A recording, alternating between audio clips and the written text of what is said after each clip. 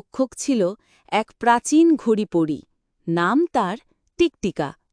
সে বলল, সময়ের জগতে প্রবেশ করতে হলে তোমাকে তোমার সবচেয়ে প্রিয় মুহূর্ত ত্যাগ করতে হবে।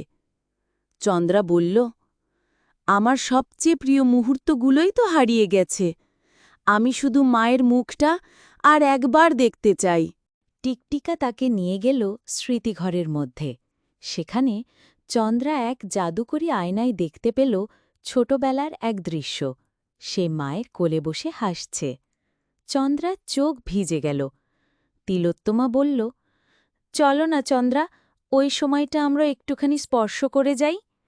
চন্দ্রা আয়নার ভেতরে হাত রাখতেই হঠাৎ এক ঝড় উঠে গেল। সময় ভেঙে পড়ল। ঘড়ির কাঁটা উল্টো ঘুরছে, স্মৃতিগুলো হারিয়ে যাচ্ছে। টিকটিকা চিৎকার করে বলল,